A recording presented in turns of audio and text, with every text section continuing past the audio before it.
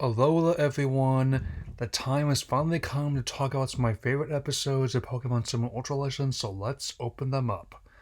The first part of this battle in the Alola Lake picks up where the previous episode left off, a brief recap of the tournament so far, the first heat of the semifinals concluding. Despite a valiant effort from Kiawe, Gladion wins the first match.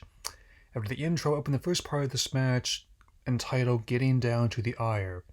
Though Gladion on being a finalist is key to why I consider this league to be superior to Colossus League, it's not the only one. Kiawe recognizes Gladion as another rival with the opening act done, enjoys Atiri Olivia congratulating them, signing the event, Ash versus Guzma, with the latter looking none too pleased. As his lover Plumeria follows him, we get a flash picture that they are in Power Town, where she looks over a slew of cracked and broken runner-up trophies and medals. She cuts herself on lawn, and on top of Pokemon Company International leaving a faint bit of blood on her finger, this also presents a simple but fitted contrast between Ash and Guzma.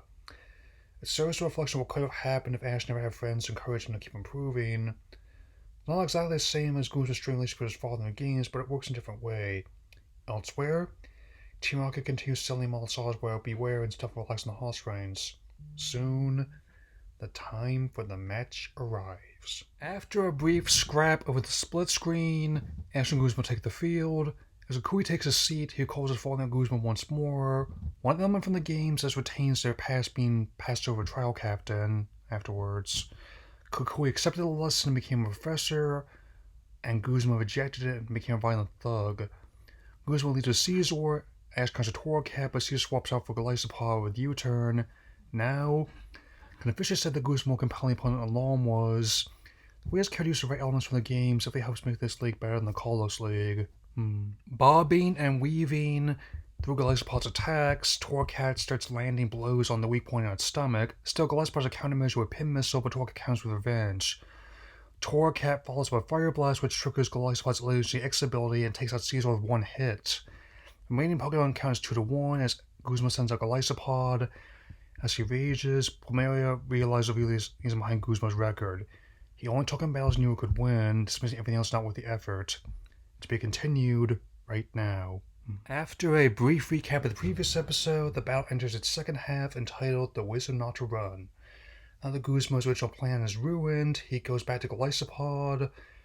Torcat is running low on health from the last fight, but his resolve remains strong. He ends up poisoned by a poison jab attack. He was able to let off a fire flame attack before his HP is staggered out.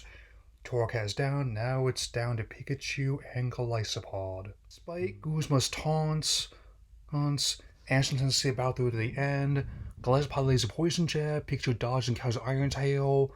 Golisopod follows Liquidation and Throat Chop. Kukui and Holocan Curry hasn't changed at all. As the Skullgruns continue their cheer, Plumeria remarks at what Guzma means to them all. As Ash continues to fight, using Pikachu's electric attacks against Golisopod, which then sweeps Golisopod off balance with Iron Tail and falls over Thunderbolt with its stomach. Guzma begins to recall everything led in this day, including his follow Kukui, and before he began dying is here, the whole cliche of the Yankees of culture influenced the team and formed the Skulls. Plumeria also recalls how he formed the Skulls in Power Town. This is very good.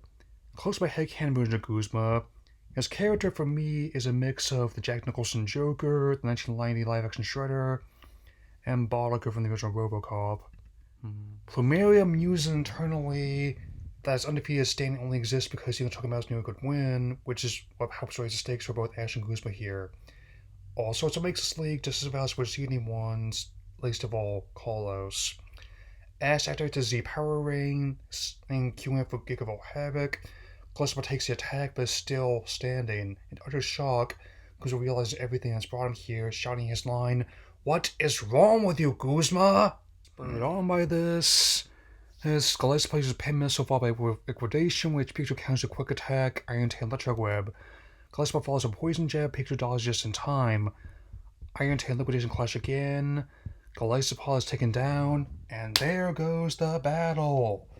Ash prepares for his battle in the finals with Gladion.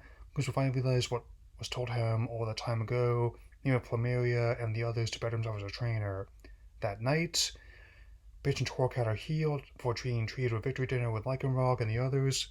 Next time, the Alola League Finals. This may very well be one of the best league battles I've seen to date. Though it still remains to be seen how the recent Generation 9 reveal will impact the World Coronation Series and Journeys. The Ash vs. Guzma two-parter ranks one of the best episodes, not just Sun and Moon, but the entire anime to date. I am not exaggerating when I say that. I'm eager to talk about what comes next. I will see you next time when I look at the finals. Alola.